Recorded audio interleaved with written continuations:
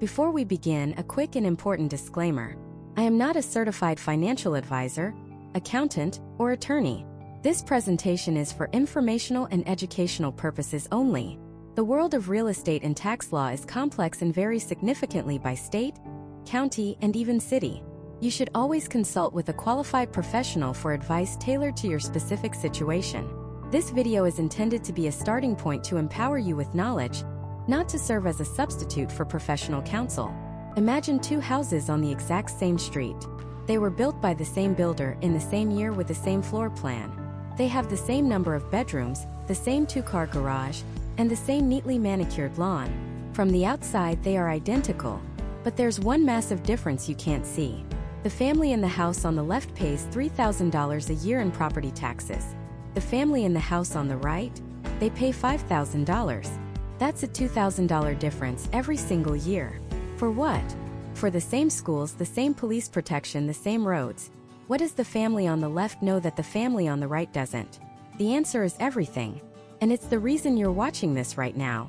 For most Americans, the property tax bill is the single largest check they write each year related to their home, often even larger than their homeowner's insurance. It arrives in the mail like a command from on high, with a number that feels arbitrary and non-negotiable. We're told it's for the good of the community, and we pay it because what other choice do we have? We understand our mortgage. We understand our insurance. But property tax? Feels like a black box. A complicated, intimidating system designed to be confusing. And that confusion is costing American homeowners billions. A recent national study found that as many as 60% of homes in the United States are overassessed, meaning millions of people, maybe even you, are paying more than their fair share year after year. This isn't just about saving a few bucks. That $2,000 difference between those two identical houses adds up to $20,000 over a decade. That's a new car. That's a college fund. That's a life-changing amount of money. So here's my promise to you. Over the course of this series, we are going to open up that black box. We are going to break down the entire system piece by piece in plain English. You will learn the 3 secret levers that control your property tax bill. You will understand how the government determines the value of your home, how they calculate your bill, and most importantly, you will learn the exact steps you can take to challenge their numbers and potentially lower your payment for good. This isn't a get-rich-quick scheme. This is essential financial literacy for every single person who owns or ever wants to own a piece of America. So let's start with the most basic question of all. What even is a property tax? Simply put, property tax is the fee you pay to your local government for owning property in their jurisdiction. This isn't a federal tax like your income tax that goes to Washington, D.C. This is a hyperlocal tax. The money stays right there in your community. Think of your town or county as a subscription service for civilization. Your property tax is your subscription fee. What does it pay for? It pays for the firefighters who show up if your house is on fire. It pays for the police officers who patrol your neighborhood. It pays for the teachers in the schools where your kids learn. It paves the roads you drive on, maintains the parks where you walk your dog, and funds the public library.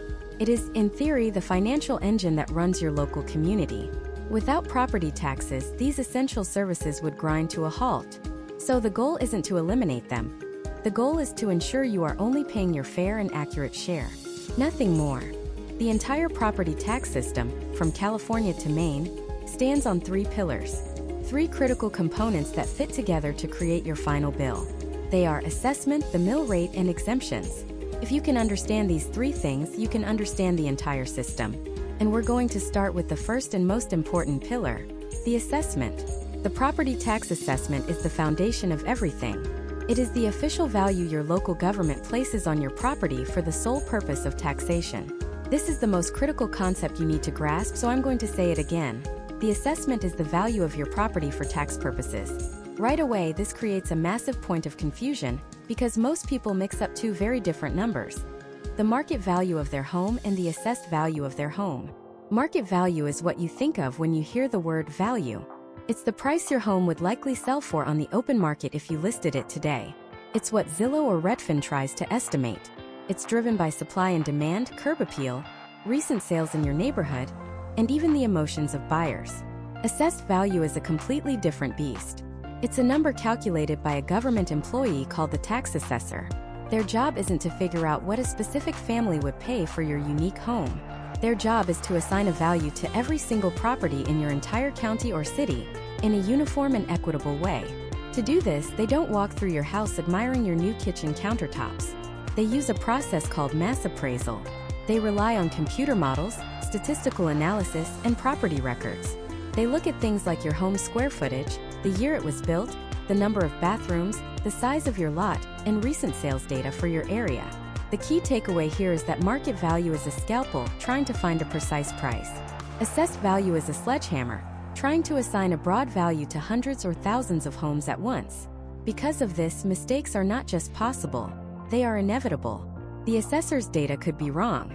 They might have you listed with 4 bedrooms when you only have 3. They might not know that your basement floods every spring. They might be basing your value on the sale of a fully renovated home down the street, while yours hasn't been updated in 20 years. These errors are the primary source of overtaxation. Now, how is this assessed value determined? It varies by state. Some states require that the assessed value be 100% of the estimated market value. Other states use an assessment ratio.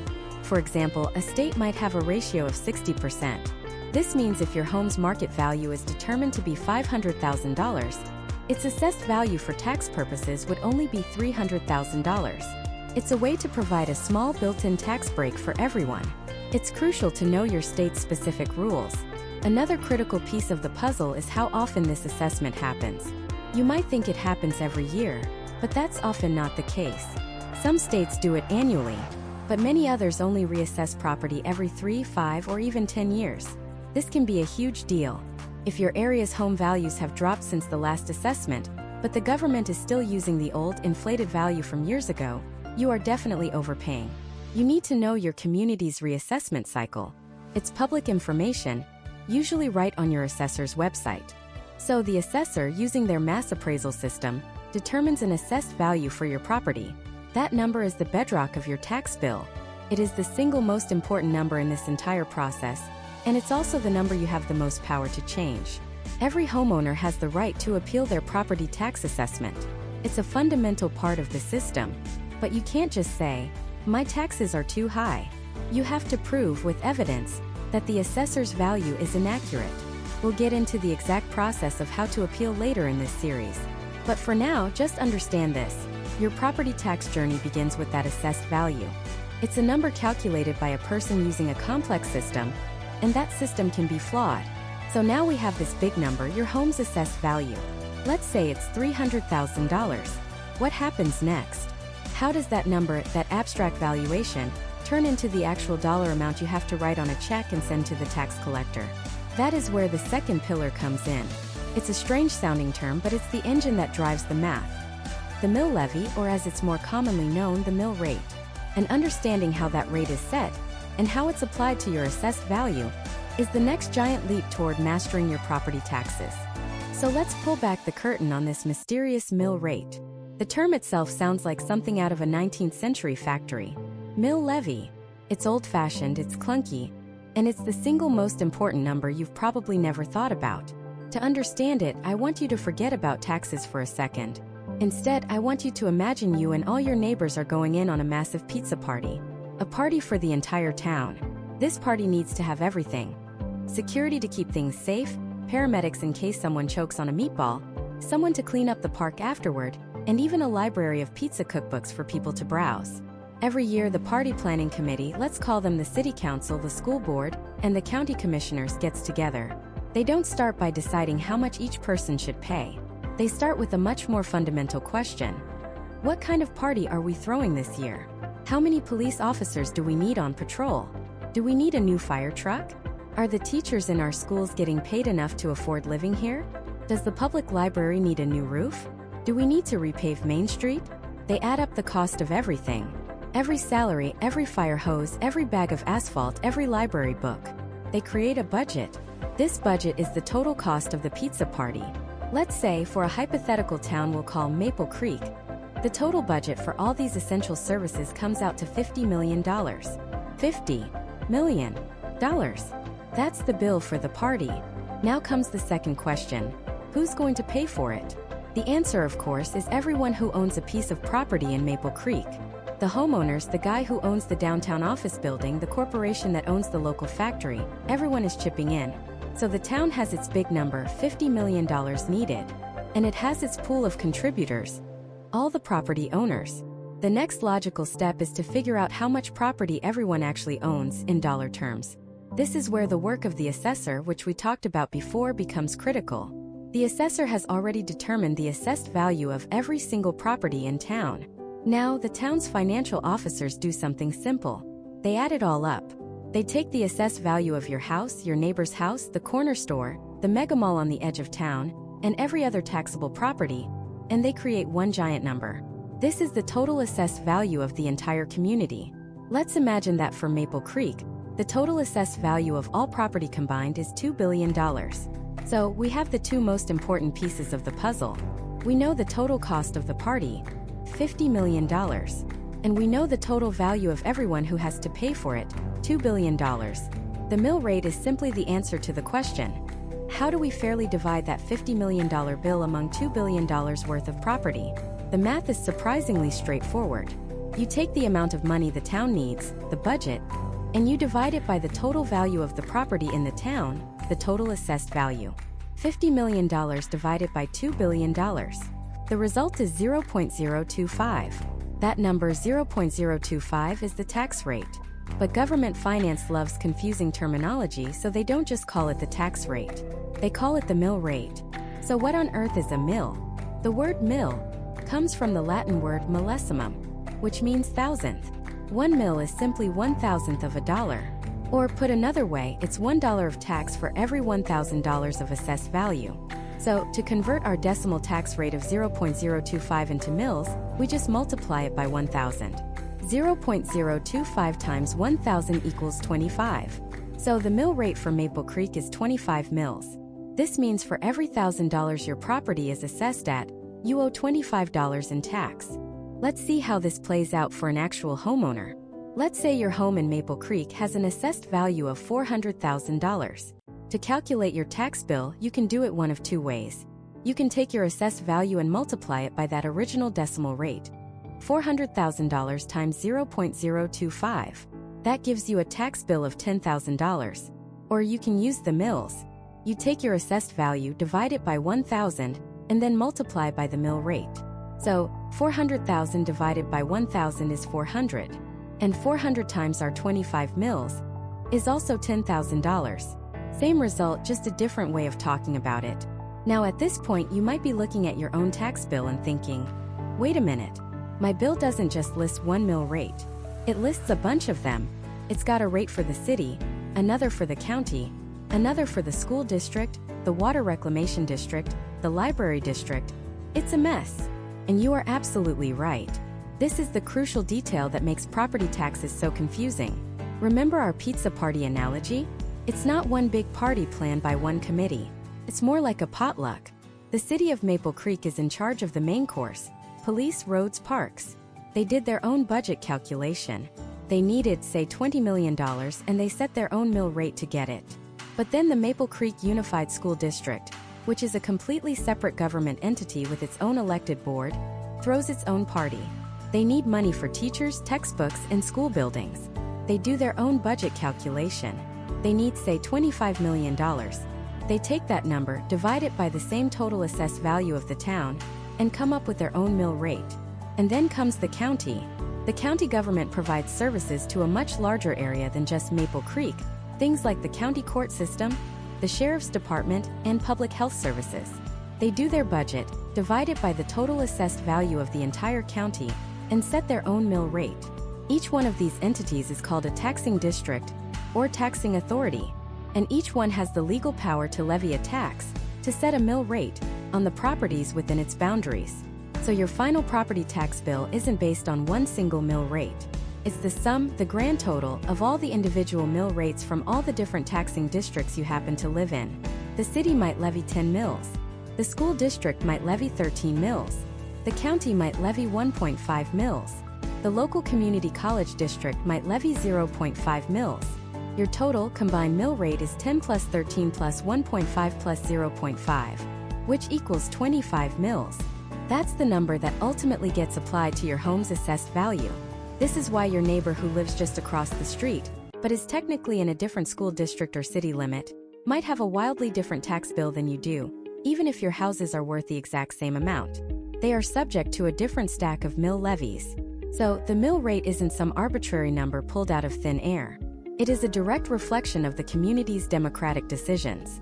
It's the mathematical result of a town deciding what services it wants and how to collectively pay for them, divided across the shared value of the community's real estate. It's the price of the pizza party. And this is where a huge, and I mean huge, misconception comes into play. People see home prices skyrocketing in their neighborhood, and they immediately panic. They think, my assessed value is going to double, so my property tax bill is going to double. Feels like simple logic. If the tax is a percentage of your home's value, and that value goes way up, the tax must go way up too, right? But think back to our Maple Creek example. The town needed $50 million. That was the goal. They set the mill rate specifically to hit that target number and nothing more. So what happens if next year there's a massive housing boom and the total assessed value of the town doesn't go up a little? It doubles from $2 billion to $4 billion? If the town still only needs the same $50 million for its budget, what happens to the mill rate? The math has to adjust. The town still divides its budget by the total assessed value, $50 million, now divided by $4 billion. The new tax rate isn't 0.025 anymore. It's 0.0125. The mill rate gets cut in half from 25 mils down to 12.5 mils. In this perfect, simplified scenario, even if your home's value doubled, your tax bill would stay exactly the same. But we don't live in a perfect, simplified world. And the relationship between your rising home value and your final tax bill is one of the most contentious, politically charged, and complex parts of this entire system. Because while the math I just showed you is true, it's not the whole story. Not even close. There are legal limits, freezes, and political pressures that warp this simple calculation into something far more complicated. And understanding those forces is the key to understanding why your bill really goes up.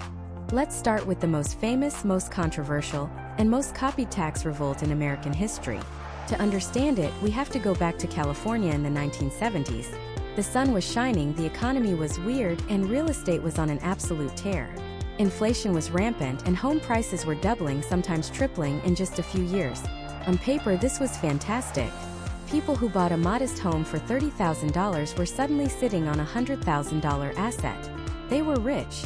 Except they weren't. They were the same people with the same jobs and the same paychecks. But their property tax bills, which were tied to that soaring market value, were exploding.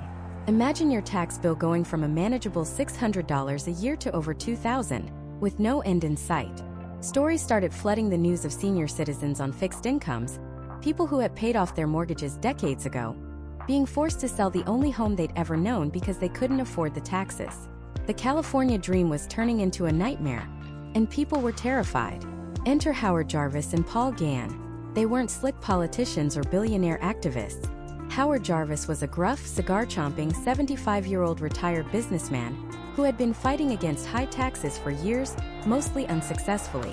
He was relentless. He saw the government not as a service provider, but as a ravenous beast that would consume as much of your money as you let it. And in the 1_9_70s, people were starting to agree with him. Together, they championed a ballot initiative, a piece of direct democracy called Proposition 13. Its proposal was brutally simple and profoundly radical. First, it would immediately roll back the assessed value of every property in the state to what it was in 1976. Just like that, years of runaway value increases were wiped off the tax rolls. Second, it capped the actual property tax rate at a firm 1% of that assessed value. No more, no less. Third, and this is the crucial part, it decreed that the assessed value of a home could only increase by a maximum of 2% per year, regardless of what the actual market was doing. Your home's value could double, but your assessed value for tax purposes would only inch up. There was only one way for that assessed value to reset to the current market price: if the property was sold. The political establishment, from the governor to teachers' unions to firefighter associations, was horrified. They called it a kamikaze mission, a prescription for chaos. They warned that it would decimate public services, close fire stations, cripple schools, and lay off police officers. They spent millions of dollars fighting it. Howard Jarvis, in his rumpled suit, just held up stacks of letters from people about to lose their homes and asked a simple question: Are you going to let the government tax you out of your own house? In June of 1978, the people of California answered. It wasn't even close. Proposition 13 passed with nearly 2/3 of the vote. It was a political earthquake, a full-blown taxpayer revolt that sent shockwaves across the entire country. So what happened next? Did California slide into the ocean? Well, no. But the effects were immediate, massive, and we are still living with them today, not just in California but across the nation. For homeowners who were in their homes before 1978, it was a miracle. Their tax bills were slashed by an average of 57% overnight.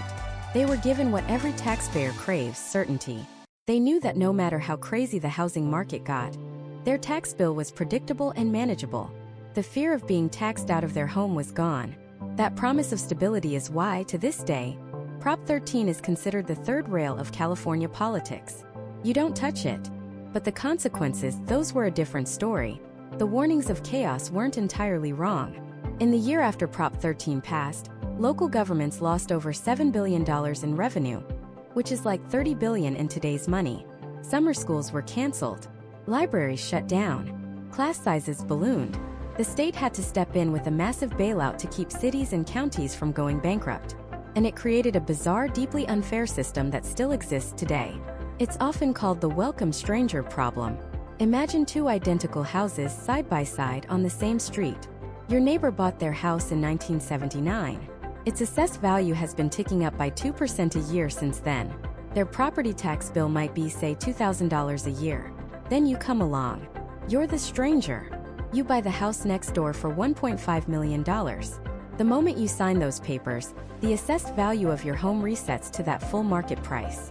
Your tax bill for the exact same house with the exact same city services isn't $2,000. It's $15,000. You are subsidizing your neighbor's low tax bill. This has had a profound effect on the housing market. It creates a powerful incentive for people not to move. If you're an empty nester in a 5-bedroom house with a tiny tax bill from 1985, why would you ever sell and downsize? The tax bill on a new, smaller condo would be 5 times what you're paying now. This lock-in effect reduces the supply of available homes, which, ironically, drives prices up even further for new buyers. And what about the money for schools and fire departments? Since local governments couldn't raise property tax rates, they had to get creative. They started relying more heavily on other, often less stable, sources of revenue like sales tax and income tax. And they invented a whole new universe of fees. You started seeing parcel taxes, which are flat fees per property, and special assessment districts like millage, where developers pass the cost of new infrastructure, schools, parks, roads, directly onto the new homeowners in that development for decades. It was a fundamental shift in who pays for public services. But the story of Prop 13 isn't just a quirky California tale. It was the first domino to fall. Its success inspired a wave of similar tax limitation measures across the country. States like Massachusetts, Oregon, and Michigan passed their own versions of property tax caps. More importantly, it popularized a concept that now exists in most states, often called a truth in taxation law or a millage rate rollback. The principle is simple. Just because the total property value in a city goes up by 10%, the government doesn't automatically get a 10% windfall. Instead, the law requires them to do the math. They have to calculate a rollback rate, a new lower tax rate that would bring in the exact same amount of money as the previous year. If they want to collect even $1 more, they can't just quietly send out the bills. They have to publicly announce their intention to raise taxes, hold public hearings where angry citizens can yell at them, and then take a formal recorded vote on the tax increase. It doesn't prevent tax increases, but it forces politicians to leave their fingerprints on them. It makes the process transparent and politically painful. These laws, inspired by the revolt in California, are the single biggest constraint on your local government's ability to tax your property. They are a direct check on their power. So if these caps are in place, if governments have to go through these painful public hoops to raise the tax rate, why does your bill still seem to creep up or even jump every single year? It's because the game isn't just about the tax rate. It's about the tax base. It's about that assessed value number.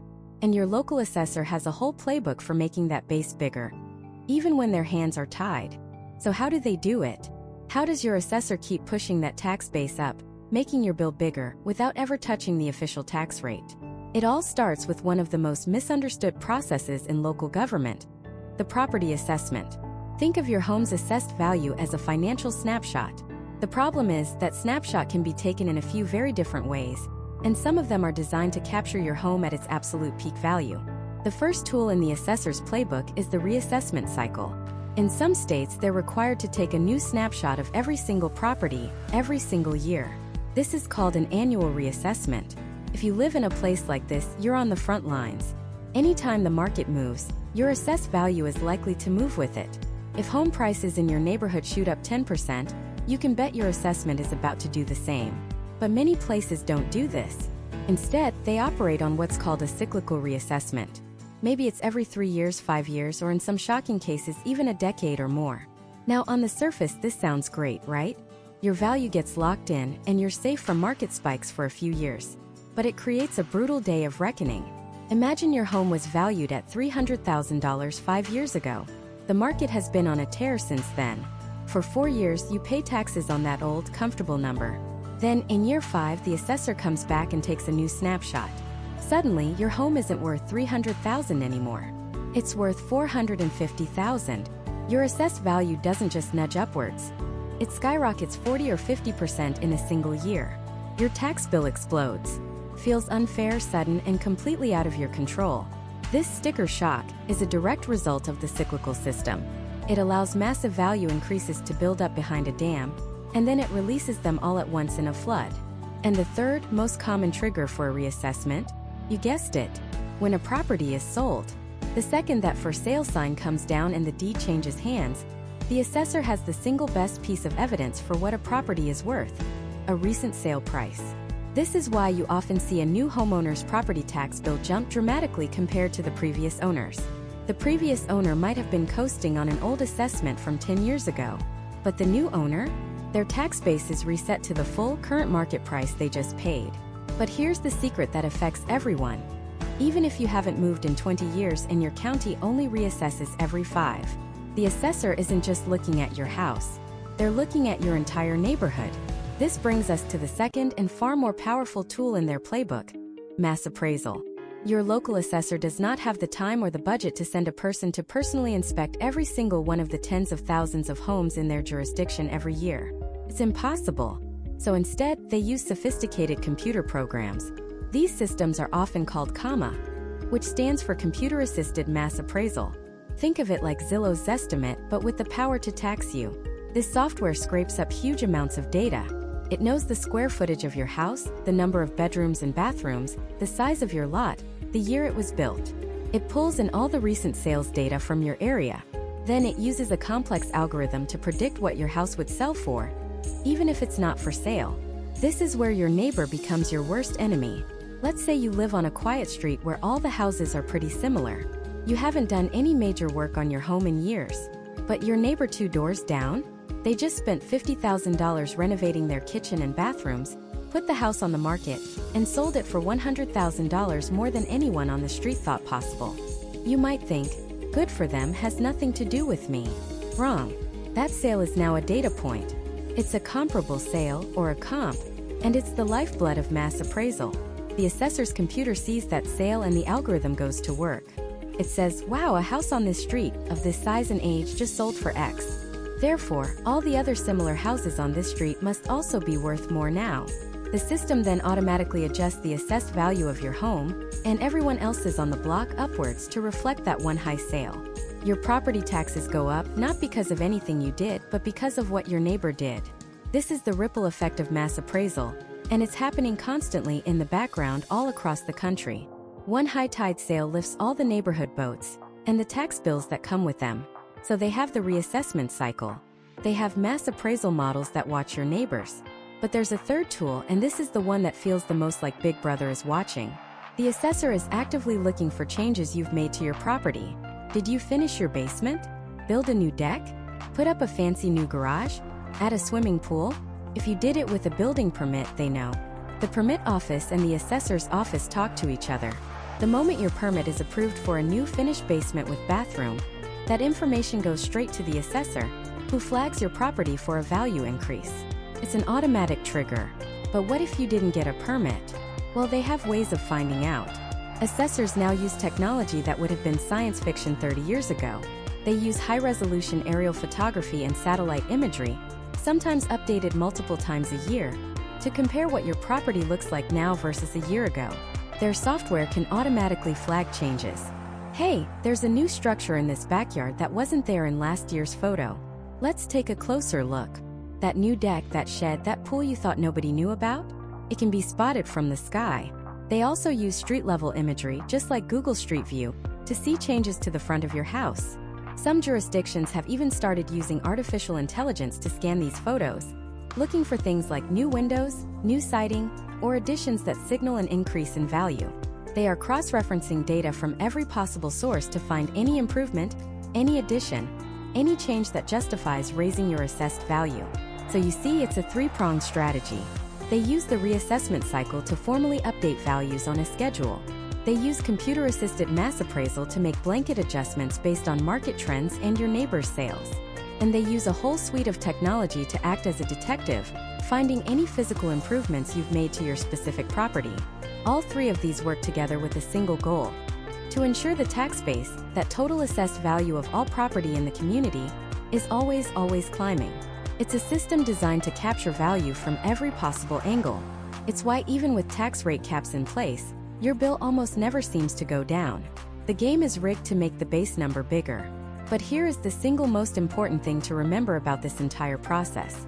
The mass appraisal models, the aerial photos, the cyclical reassessments, they are all based on estimates and algorithms. And estimates and algorithms can be wrong. They don't know that your roof is leaking. They don't know that the comparable sale down the street had a brand new kitchen and yours is from 1978. They don't know about the foundation issues you discovered last winter. They see your house as a collection of data points, not as a real-world building with real-world problems. And that is where you come in. The assessor has their playbook, but you have one too. The system has a built-in release valve for mistakes, an opportunity for you to raise your hand and say, wait a minute, your number is wrong. It's called the property tax appeal, and it is your single most powerful tool for fighting back. This isn't about starting a fight with City Hall. It's about starting a conversation based on facts. The appeal process exists because the system of mass appraisal, as we've discussed, is inherently imperfect. It has to be. Imagine the impossible task of individually inspecting and appraising every single home every single year. It's not feasible. So, assessors rely on data, algorithms, and statistical models. They look at recent sales in a neighborhood and apply those trends across the board. But what if your house isn't like the others? What if the data they have on your property is just wrong? That's where you come in. You are the ultimate expert on one specific property, yours. The appeal is your chance to present your expert findings. It all starts with a piece of mail, the notice of assessment.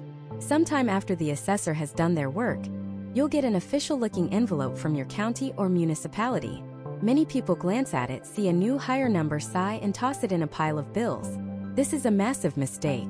That document is the starting gun for the entire appeal process. It contains 3 critical pieces of information you must find immediately. First, your property's new assessed value. Second, its previous assessed value so you can see the change. And third, the most important piece of information on the entire page, the appeal deadline. This deadline is non-negotiable. It is written in stone. If it says you have 30 days or 45 days or until a specific date to file an appeal, that is your only window of opportunity for the entire year. Miss it by 1 day, even 1 hour, and you are locked into that new assessment and the higher tax bill that comes with it until the next assessment cycle. So circle that date on your calendar. Set a reminder on your phone. Do whatever you have to do, but do not ignore that deadline. Now, let's say you've opened the notice and the new value makes your jaw drop. You feel it's too high. That feeling, that gut instinct, is a great start. But it is not evidence. To win an appeal, you can't just walk in and say, "This feels wrong," or "My taxes are too high." They will politely listen and then deny your case. You need to build an argument based on specific, verifiable grounds. In most jurisdictions across the country, there are 3 primary arguments you can make. The first, and by far the easiest to win, is a case based on factual errors in the property record. The government keeps a file on your home, called a property record card. It lists all the details they use to calculate your value: square footage, number of bedrooms, number of bathrooms, lot size, the presence of a garage, a finished basement, a deck, a swimming pool. Your first step is to get a copy of this card. Often you can find it online through the assessor's website, or you may have to call or visit their office. Once you have it, go through it line by line with a red pen. Does it say you have 4 bedrooms but you only have 3? Do they have your home listed at 2,500 square feet when it's actually only 2,100? Do they think you have a 2-car garage when all you have is a driveway? Do they list a fireplace you've never had? Each of these is a factual error, a black and white mistake that directly impacts your home's value. If you can prove these errors with your own blueprints, a recent appraisal, or even just clear photographs, you have an incredibly strong case that can often be resolved with a simple phone call, long before a formal hearing. The second and most common ground for appeal is overvaluation. This is where you argue that the assessor's market value for your home is simply higher than what it's actually worth. This is a more subjective argument than a factual error, so it requires stronger proof. The gold standard of evidence here is what's known as comparable sales, or comps. You need to become a detective and find recent sales of properties that are as similar to yours as possible. You're looking for homes in your immediate neighborhood that are similar in size, age, condition, and style. And here is the crucial part. They must have sold before the official assessment date listed on your notice. The assessor is trying to determine the value of your home on a specific day of the year.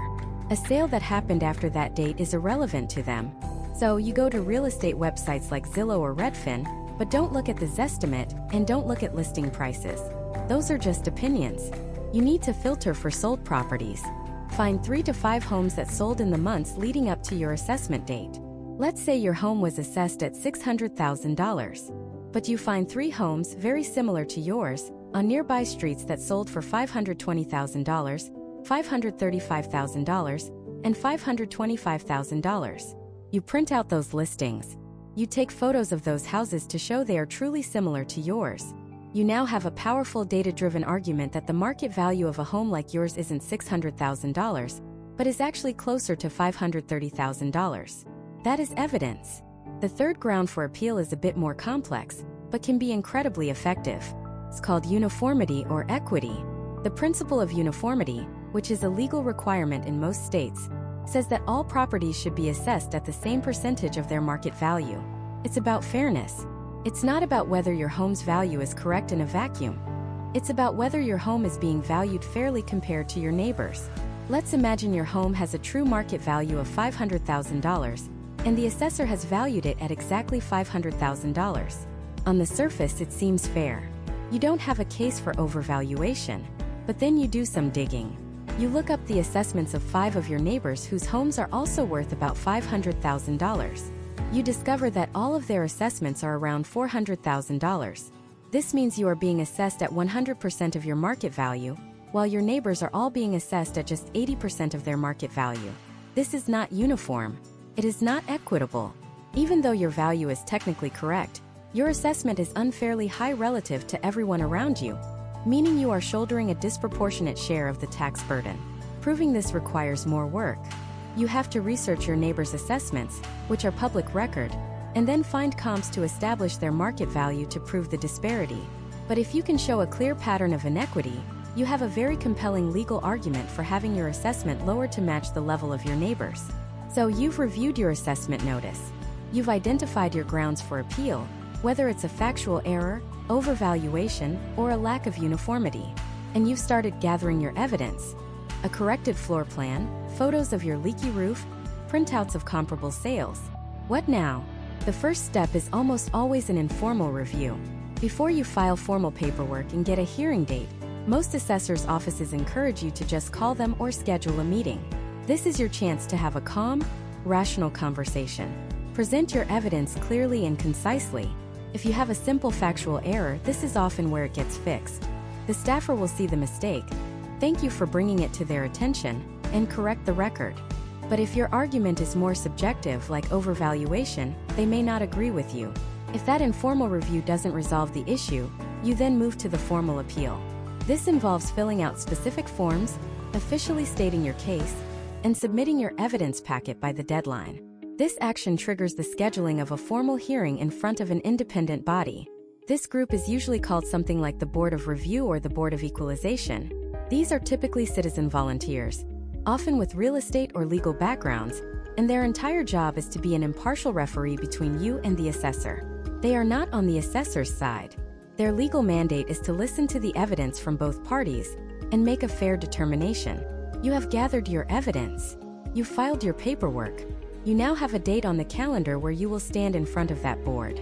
You'll have your folder full of comps, your photos, your arguments, and on the other side of the table will be someone from the assessor's office, ready to defend their number. How do you present your case in a way that is clear, compelling, and professional? How do you dismantle the assessor's arguments without emotion? How do you walk out of that room a winner? That hearing is the final boss battle, and preparing for it is exactly what we're breaking down next. Okay, the final boss battle. The appeal hearing. Let's gear up. This isn't about yelling that your taxes are too high. That's a rookie mistake, and it loses you the game before it even starts. The appeal board has heard it all. They are immune to emotional pleas. This is a game of evidence, logic, and professional presentation. It's a chess match, not a shouting match. Your goal is to be the most prepared, most reasonable person in the room. You are not an angry taxpayer. You are a fact checker, a property expert presenting a well-researched correction to a data error. That is the mindset. First, you build your appeal arsenal. This is your evidence binder. Don't just show up with a messy stack of papers. You need a clean, professional three-ring binder. Why? Because it signals that you are serious, organized, and you respect the board's time. It makes your evidence feel more credible before you even open your mouth. What goes in this binder? Tab number 1. The executive summary. This is a single page at the very front. It should state your name, your property address, the current assessed value, the value you are proposing, and a bulleted list of the 3 or 4 main reasons why. For example, 1. Comparable sales data suggests a lower market value. 2. Significant unaddressed structural issues. 3. Incorrect property data on the assessor's record card. This is the cheat sheet for the board. They can glance at it and immediately understand your entire argument. Tab number 2. The assessor's property record card. You include a clean copy of their own data about your house. Get a highlighter and mark every single error. Is the square footage wrong? Highlight it. Does it say you have a finished basement when you don't? Highlight it. Does it list 4 bathrooms when you only have 2.5? Highlight it.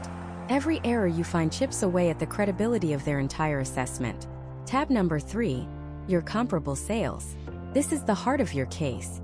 You need at least 3, ideally 5 rock-solid comps. Each comp gets its own page. On that page, you'll have a photo of the property, the address, the sale date, the sale price, and key stats like square footage, bedrooms, and bathrooms. Crucially, underneath that, you need a section called Adjustments. This is where you play the assessor's own game. If your comp has a brand new kitchen and yours is from 1985, you make a negative adjustment. If your comp has a 1-car garage and you have a 2-car, you make a positive adjustment. Show your work. This demonstrates that you're not just cherry-picking low sales. You're conducting a thoughtful, fair analysis. Tab number 4. Evidence of condition. This is your photo gallery. But these aren't glamour shots. You need high-quality, well-lit photos of every problem with your house. The cracked foundation, the leaky roof, the peeling paint, the outdated kitchen. Print them in color. Add a short caption below each one. Figure 1. Significant foundation crack in west-facing wall. Estimated repair cost $15,000. If you have actual contractor estimates for repairs, this is where they go. An estimate for a new roof for $20,000 is a powerful piece of evidence that directly refutes the idea that your house is in average condition. Tab number 5. Supporting documents. This could be anything else that helps your case. A recent appraisal if you have one. A plot map showing that your lot is smaller, or has an easement that the assessor missed. A letter from a real estate agent providing a broker price opinion. Anything that adds another layer of objective proof. Now you have your arsenal. The next step is crafting your narrative. You are not just going to read from the binder. You are going to tell a story. A short, compelling story about why your property's value is not what the government says it is. You need to practice this. Out loud. In front of a mirror. To your spouse or a friend. Time yourself. Most hearings give you 10 to 15 minutes. You need to be able to make your case concisely within that time, leaving room for questions. Your presentation should have 3 parts: the opening, the evidence, and the close. The opening is your first 60 seconds. This is where you make your first impression. Stand up or sit up straight. Address the board respectfully. Good morning, Mr. Chairman, members of the board. My name is John Smith, and I am the owner of the property at 123 Main Street. I am here today to respectfully request a correction to my property's assessed value. The county has my home assessed at $500,000. Based on the evidence I have prepared and will present today, a more accurate and equitable valuation is $440,000. My case is based on 3 primary points: clear errors on the property record card, recent comparable sales in my immediate neighborhood, and the significant deferred maintenance required on the property. See what you did there? You were polite. You were clear. You stated what you want and you gave them a roadmap of how you're going to prove it. You are in complete control. Next, the evidence. This is where you walk them through your binder. Don't assume they're going to read it on their own. You are their guide. If you'll please turn to tab 2, you'll see the assessor's own record card for my property. As I've highlighted, it incorrectly lists a finished basement, which adds nearly 400 square feet of living space that simply doesn't exist. Now, if you'll turn to tab 3, I've compiled the 3 most relevant sales from the last 6 months. Let's look at the first one at 125 Main Street, just 2 doors down. You walk them through it piece by piece. You are the teacher and they are the students. Be calm, be factual, be confident. Finally, the close. This is your final 30 seconds. You summarize and make your ask one last time. So, in summary, the county's assessment is based on inaccurate data about my home size, and it fails to account for both the condition of the property and the actual market values demonstrated by recent sales of nearly identical homes.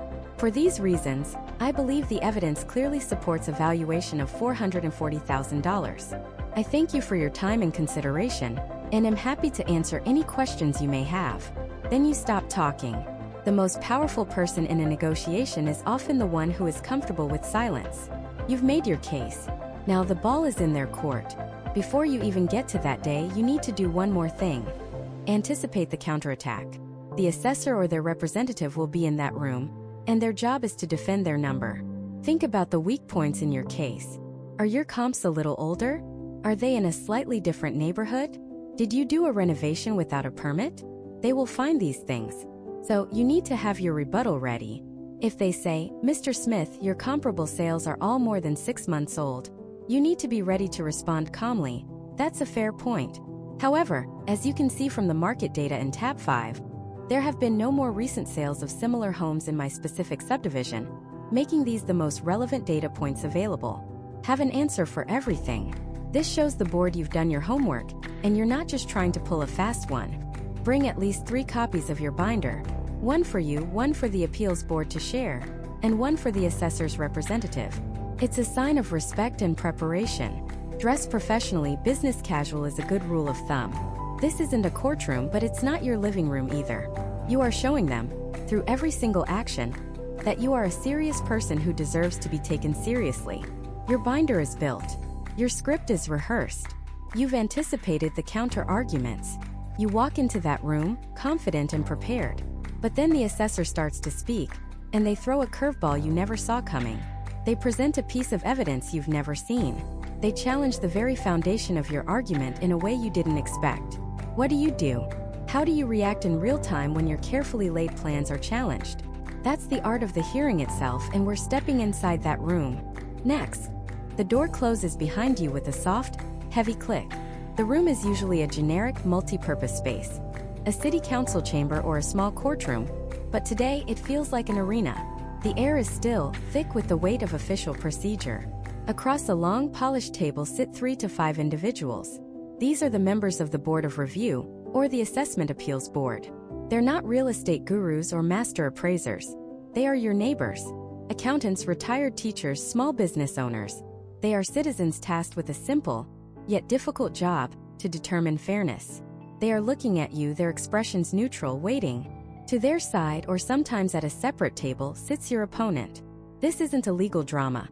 There's no sharp-suited lawyer from a downtown firm. It's a representative from the assessor's office. They've done this hundreds, maybe thousands of times. They have a thick folder filled with data, maps, and their own set of comparable sales. They look professional, calm, and maybe a little bored. Their job is not to be malicious. It's to defend the county's valuation. To them, this is just another Tuesday. To you, it's the culmination of weeks of work. The chairperson of the board will call your case. State your name and the parcel number of your property for the record. They'll ask you to state your opinion of your property's value. This is it.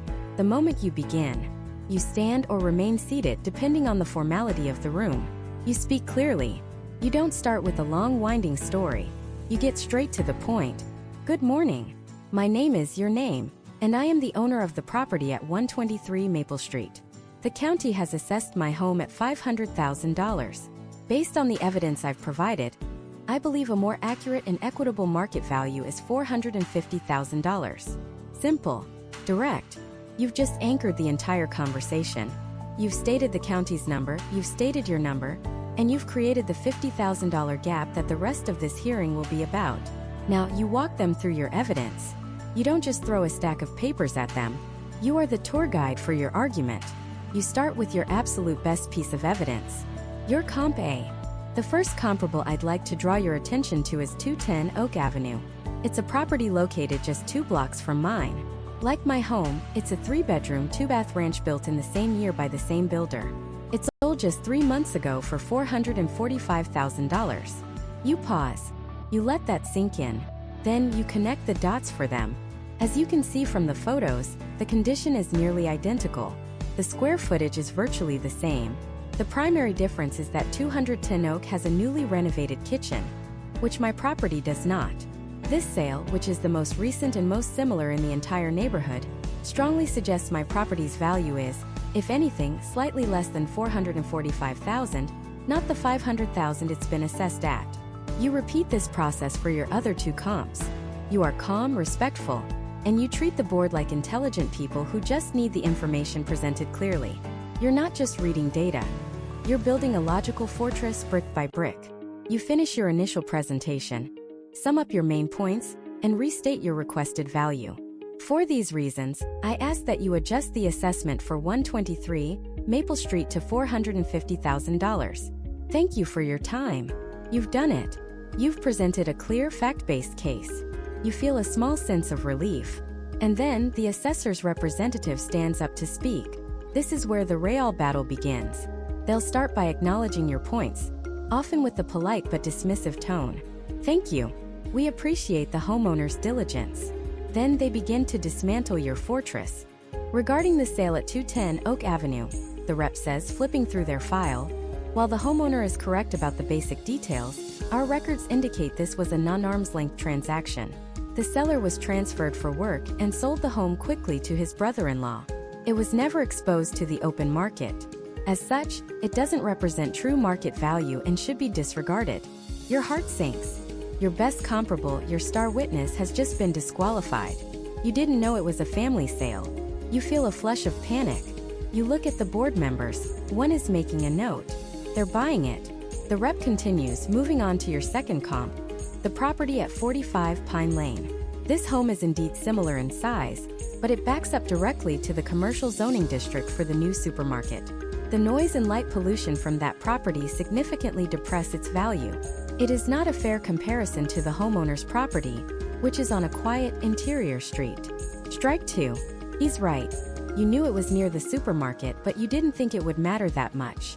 Now, in the stark light of this hearing room, it feels like a fatal flaw in your argument. Finally, the rep presents their own evidence. They pull out 3 comps you've never seen before. All of them are beautiful homes. All of them sold for over $520,000. They look similar enough on paper. Your case, which felt so strong just 5 minutes ago, now seems to be in ruins. The rep concludes. The assessor's office stands by its valuation of $500,000, which is well supported by the most relevant market data. Thank you. The chairperson turns to you. Do you have any response to the information presented by the assessor's office? This is the moment. This is where most people freeze, get angry, or just give up. They might stammer, get defensive, and say, well, that's not fair. But that's not what you're going to do, because you prepared for this. You take a calm breath. You do not get emotional. You address the board, not the assessor's rep. First, you address the comps. Thank you.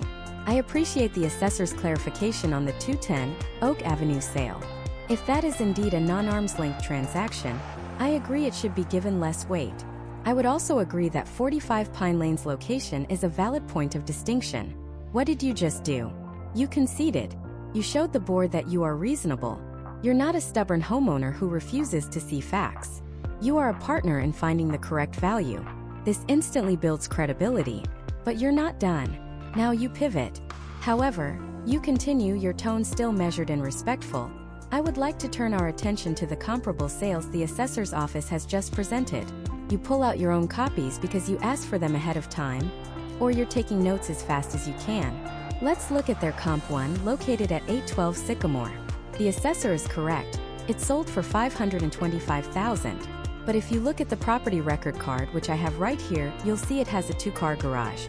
My home has a 1-car garage. According to the assessor's own cost tables, a second garage bay adds approximately $20,000 in value. Furthermore, this home is 2,200 square feet, which is 400 square feet larger than my home. It's not a true comparable. You've just used the assessor's own data against them. You've shown a clear, objective difference in value. You move to the next one. Their comp 2 at 900 Elm Street. This property is indeed very similar in size and features.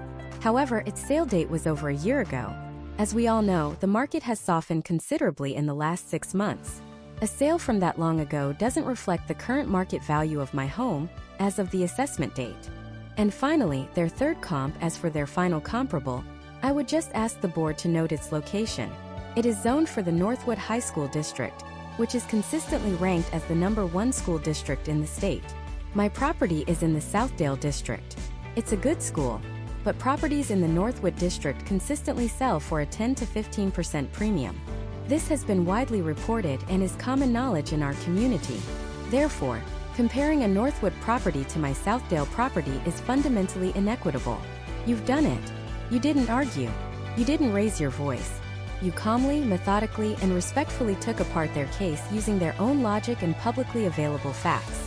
You conceded their strong points and then exposed the critical weaknesses in their own argument. You conclude, members of the board, my original evidence may have had its flaws, but the evidence presented by the assessor's office seems to have even greater ones. It compares my home to larger homes, older sales, and properties in a completely different premium school district. When you account for these differences, even the assessor's own evidence points to a value closer to $450,000 than to $500,000. I rest my case on the facts presented. Thank you. You sit down. The room is quiet. The board members look at their notes, then at the assessor's rep, then back at you. You didn't just present a case. You survived a challenge, adapted in real time, and demonstrated that you know your property and your market better than the computer model that generated your assessment. You've given the board, those accountants and teachers, a logical, fact-based reason to rule in your favor. The decision won't come today. You'll receive it in the mail weeks or even months from now. But as you walk out of that room, leaving the stale air and the polished table behind, you know you did everything you could. You mastered the single most critical and intimidating part of the entire process. But what happens after the decision arrives? Win or lose, the journey isn't quite over. There's one more level to this game. The envelope sits on your kitchen counter. It's got the official county seal on it, and it feels heavier than it should. This is it. The decision. Whether you won or lost, this piece of paper holds the final verdict on weeks, maybe months of your hard work. You take a deep breath, tear it open, and your eyes scan the page for the two most important words: approved or denied. Let's start with the best case scenario. You see the word approved. A wave of relief washes over you. You did it. You took on the system and you won. Your assessed value has been lowered. But hold on, don't start celebrating just yet. Winning the appeal is like winning the Super Bowl. There's still the victory parade to plan, and in this case, the parade is making sure that victory translates into actual cash back in your pocket. First, read the decision letter carefully. It will state your old assessed value and your new lower assessed value. This new value is the number the tax office will now use to calculate your property tax bill going forward. But the key question is when? The gears of bureaucracy turn slowly. Depending on when you filed your appeal and when the decision was made, the change might not appear on your very next tax bill. The letter should specify the tax year for which the new assessment is effective. If your next tax bill still shows the old higher amount, don't panic. Call the assessor's or tax collector's office immediately. Have your decision letter in hand and politely but firmly ensure they update their records. You have the official ruling. You just need to make sure the memo reached the right desk. Now for the really good part, the refund. If you've already paid your property taxes for the year based on the old inflated assessment, you are owed money. This is a retroactive adjustment. Think of it like this: you paid for a first-class ticket but got a seat in coach. The airline owes you the difference. Similarly, the county owes you the difference between what you paid and what you should have paid with the new correct assessment. How you get this money back varies wildly from one jurisdiction to another. In some utopian counties, a check for the overpayment will be mailed to you automatically within a few weeks or months. It just shows up, a beautiful unexpected piece of mail that isn't a bill. But in many other places, the process isn't so simple. Sometimes the overpayment is applied as a credit to your next tax bill. This is fine, but it's not cash in hand. Other times, and you need to be ready for this, you may need to file a separate form or application to formally request your refund. It's one last bureaucratic hoop to jump through. Read your decision letter and your county's tax website for instructions. If it's unclear, call and ask. Do not assume the money will just find its way to you. Be proactive. You fought for this money. Now go and claim it. So to recap the victory lap: verify the new assessment, check your next tax bill for accuracy, and actively pursue your refund for any overpayment. Once you've done that, then you can celebrate. You've not only saved money for this year, but potentially for every year going forward, as future assessments will start from this new lower baseline. But what if the letter doesn't say approved? What if it says denied? The feeling is a gut punch. All that work, all that research, the stress of the hearing for nothing. It's tempting to crumple up the letter, throw it in the trash, and just resign yourself to paying the higher tax. And for some, that might be the right call. But for others, this is not the end of the road. It's just the end of the first level. Remember, we said there was one more level to this game. Welcome to the world of higher-level appeals. Your initial appeal was likely to a local board, a relatively informal setting. Losing there doesn't mean your case is weak. It might just mean you need a more formal venue and perhaps a different set of ears. Nearly every state provides a multi-tiered appeal process. The next step is typically an appeal to a county-level board of equalization, or a state-level tax tribunal or court. This is a significant step up. Think of it as moving from a small claims court to a full-blown trial. The rules are more rigid, the standards of evidence are higher, and the process is far more formal. Before you even think about jumping into this next phase, you need to do a cold, hard, emotionless calculation. This is a business decision, not a matter of principle. You need to weigh the potential reward against the very real costs and the probability of success. First, let's talk about cost. While you could probably handle the first appeal on your own, a state-level appeal is a different beast. At this stage, you are strongly advised to hire a professional. This means either a real estate attorney who specializes in property tax appeals or a certified appraiser who can serve as an expert witness. These professionals don't work for free. You could be looking at thousands of dollars in legal and appraisal fees. There will also be filing fees for the court or tribunal. You need to ask yourself, is the potential annual tax savings greater than the upfront cost of this fight? If you stand to save $500 a year, spending $5,000 on an appeal is a losing financial proposition, even if you win. But if you stand to save several $1,000s a year, the math starts to make sense. Second, consider the time and stress. A higher-level appeal is not a quick process. It can drag on for a year or even longer. It involves legal filings, discovery, exchanging evidence with the government's attorneys, and potentially a formal hearing or trial that can last for hours or even days. It's a significant commitment of your time and mental energy. Third, and most importantly, you have to realistically assess your chances of winning. Go back to that denial letter. It should give a reason for the decision. Did the board find your comparable sales unconvincing? Did they believe the assessor's evidence was stronger? This feedback is gold. Tells you where your case was weak. Can you fix that weakness? For example, if your comps were the problem, can you hire a professional appraiser to provide an ironclad report that will stand up to intense scrutiny? If the issue was a technical legal argument, you'll need an attorney to navigate it. The standard of proof is often higher at this level. You're no longer just trying to show that your value is more accurate than the assessor's. In some jurisdictions, you may now have to prove that the assessor's valuation was not just wrong, but grossly or unreasonably wrong. That's a much higher bar to clear. So here's your decision-making framework. Step 1. Calculate the potential annual savings if you were to win. Step 2. Get quotes from a property tax attorney and an appraiser for how much a full appeal would cost. Step 3. Honestly evaluate the reason you lost the first round and determine if you can present a significantly stronger case with professional help. If the potential savings are huge, the professional costs are manageable, and you have a clear path to strengthening your evidence, then moving forward might be a brilliant investment. You're fighting for what's fair, and you're bringing in the big guns to help you. However, if the costs are too high, the potential savings are modest, or your case fundamentally relies on a weak argument, then the wisest move might be to accept the loss for this year. This isn't failure. It's a strategic retreat. You live to fight another day. You can gather better evidence, wait for market conditions to change, and file a brand new appeal in the next tax cycle. Sometimes, knowing when to walk away is the smartest move you can make. Whether you're cashing a refund check or planning your next strategic move, you've come an incredible distance. You've demystified the black box of property assessment and taken control. But there's one final piece of the puzzle we need to put in place. It's not about fighting your tax bill, but about legally reducing it without ever filing an appeal. It's about the secret weapons every homeowner should know about: exemptions. And they might just be the easiest money you ever save. Think of an exemption as a discount coupon for your property taxes, issued by the government itself. But here's the catch. In most places, they don't automatically apply it for you. You have to find it, fill it out, and hand it in. It's a secret handshake that unlocks a lower tax bill, and millions of homeowners, especially first-time buyers, don't even know it exists. They pay the full sticker price year after year, leaving hundreds, sometimes thousands of dollars on the table.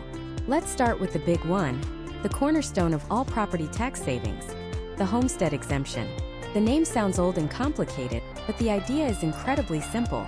If you own your home, and you actually live in it as your primary residence, the government gives you a break.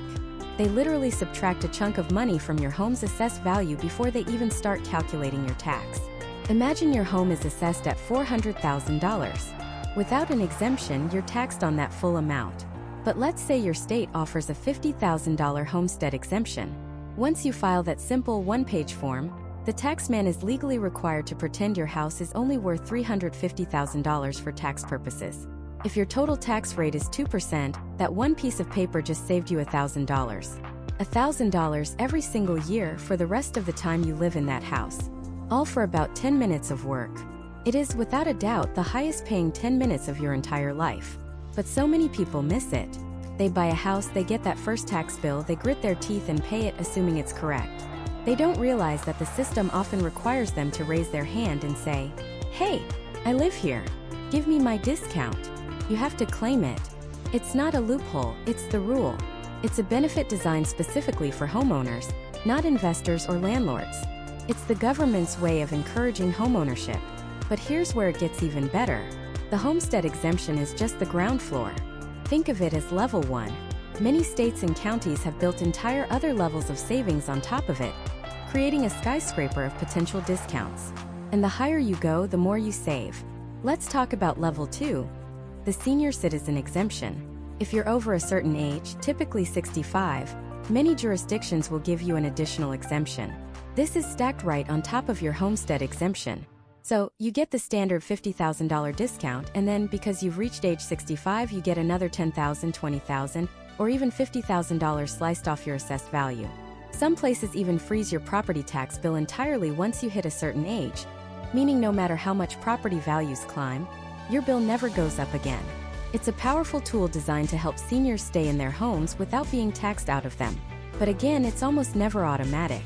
You have to prove your age and apply for it. Then there's the exemption for homeowners with disabilities. This is a critical one.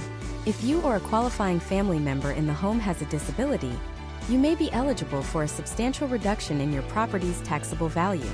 The requirements vary widely, but the savings can be life-changing, providing much-needed financial relief. And perhaps the most significant of all, the veterans exemption.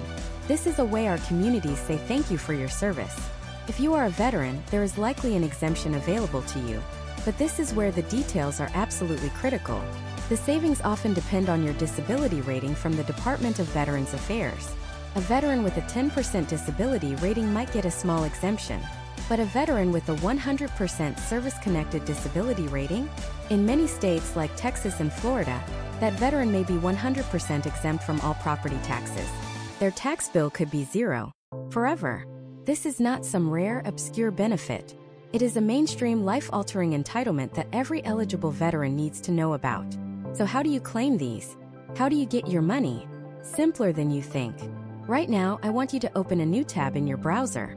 Go to Google and type in the name of your county, followed by the words Appraisal District or Tax Assessor. So, Travis County Appraisal District or Los Angeles County Assessor. Click on the official government website. Now look for a tab or a link that says Forms, Exemptions, or Homestead. Click it. What you'll find is likely a list of simple one-page PDF documents. Find the one that says Homestead Application or something similar. Download it. It will ask for your name, your address, and your driver's license number. Why your driver's license? Because they need to verify that the address on your license matches the address of the home you're claiming the exemption for. It's their way of proving it's your primary residence. You fill it out, sign it, and mail it in or submit it online. That's it. You're done. But you have to be aware of two critical traps. The first is the deadline. Most jurisdictions have a filing deadline, often in the spring, like March or April. If you miss that deadline, you have to wait an entire year to apply again, which means you've just voluntarily paid an extra year of higher taxes. Don't let that happen. The second trap is what I call the mover's mistake. Exemptions are tied to the property, not to you. When you sell your house and buy a new one, your homestead exemption does not automatically follow you. You have to cancel it on the old house and file a brand new application for the new one. Countless people forget this step. They move across town, assume everything transfers over, and then spend a year or two overpaying taxes on their new home before they realize their mistake. Beyond these major exemptions, there's a whole world of smaller, more specialized discounts that might apply to you. Some areas offer exemptions for the surviving spouses of first responders or military members killed in the line of duty. Others offer temporary exemptions for home improvements, so if you add a new room, they won't tax you on that added value for a couple of years. There are even green exemptions in some places for installing solar panels or other energy-efficient upgrades. The only way to know for sure is to spend 10 minutes on that local government website. It is the single most valuable website you will ever visit as a homeowner. Read through every single exemption they offer. You might be surprised at what you qualify for. This isn't about being a tax expert. It's about being an informed homeowner. You're not trying to find a loophole or pull a fast one. You are simply claiming the benefits that the law and your community have specifically created for you. It's your money. It's time to claim it. So you've checked your assessment for fairness, you've filed every single exemption you qualify for, and you've successfully lowered your bill. You feel that sense of relief and control. You think you're done, right? You've won the property tax game. But what happens next year? And the year after that? The system is designed to slowly, silently creep back up. Your home's value will rise, tax rates will change, city budgets will swell. The final piece of the puzzle isn't just about lowering your bill today. It's about understanding the long-term game, the political and economic forces that will shape your property taxes for the rest of your life, and the one strategy you need to stay ahead, forever. And that brings us to the most important part of this entire series. Because property taxes aren't just a financial calculation, they are a political one. Every single dollar you pay is the result of a decision made by an elected official. Your mayor, your city council, your county commissioners, your school board members, these are the people who hold the levers of your tax bill. Think about it. When a candidate runs for local office, what do they promise? Better schools? Safer streets? A beautiful new park? All of those things cost money. Money that comes directly from your pocket through property taxes. Conversely, another candidate might run on a platform of fiscal responsibility or cutting wasteful spending, promising to lower your tax bill. But what services get cut to make that happen? Fewer library hours? Slower snow removal? Fewer firefighters? These aren't abstract economic theories. They are real-world trade-offs that are debated and decided in town halls and budget meetings every single year. And the vast majority of homeowners are completely absent from that conversation. They see their tax bill go up, they get angry, they complain to their spouse, and then they pay it. But they miss the one moment where their voice actually mattered, on election day for a local race that most people ignore. Your vote for the school board has a more direct, measurable financial impact on your life than your vote for president. That's not an exaggeration. It's a mathematical fact. The other major force is the economy itself. When a local economy is booming, home values skyrocket. Now you'd think that if your home's assessed value doubles, your tax bill would double too. But it doesn't have to. Remember the millage rate? The tax rate? As the total value of all property in a town, the tax base grows, the town could lower the millage rate to collect the same amount of money. This is called a revenue-neutral rate. But how many towns do you think voluntarily do that? When there's a river of new money flowing in from rising assessments, it is incredibly tempting for local governments to just keep the rate the same and enjoy the massive budget surplus. They see it as a windfall, a chance to fund pet projects. You see it as a punishing tax hike, even though the rate never changed. The flip side is even scarier. What happens when a major employer leaves town and the local economy tanks? Property values plummet, but the town still has to pay for police, for schools, for road maintenance. The cost of running the town didn't go down. So to collect the same amount of revenue from a much smaller tax base, they have to do the one thing that feels like kicking residents when they're down: they have to raise the millage rate. Your home is worth less, you might have lost your job, and your property tax bill just went up. It's a brutal economic cycle that has hollowed out communities. So you're caught between these two massive forces. The political promises that always cost more and the economic cycles that can squeeze you from both ends. Can feel hopeless. But it's not. This brings us to the single most effective, long-term strategy to control your property taxes, far more powerful than any exemption or appeal. It is the one thing that the system is not designed to handle.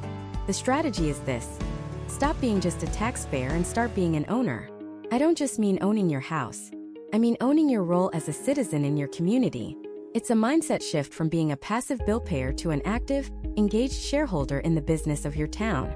And it breaks down into 3 simple but profoundly powerful actions. First, you must master the numbers. Not just your numbers, but your town's numbers. Every city, county, and school district has a budget. It's a public document. You need to find it online. It might be a boring 200-page PDF, but it is the secret treasure map. It shows every single dollar they plan to spend and where it's coming from. How much is going to the police department versus the parks department? How much is dedicated to paying down debt? Are they projecting a surplus or a deficit? 99% of your neighbors will never ever look at this document. By spending just one evening reading the summary, you will become one of the most informed citizens in your entire town. You will move from complaining about the size of your bill to being able to ask specific, intelligent questions like, I see we're increasing the public works budget by 15% this year to repave Elm Street.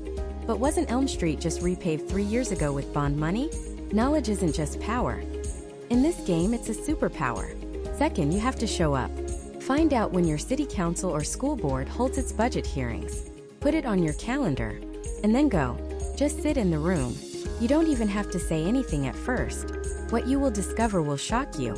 You will likely be one of maybe 5 people in the audience in a room where officials are deciding how to spend tens, or even hundreds of millions of dollars of your money. Politicians are used to empty rooms. They are used to making decisions in a vacuum. The presence of one single, informed citizen who is paying attention changes the entire dynamic of the room. When they know someone is watching, someone who has read the budget, the quality of their decisions magically improves.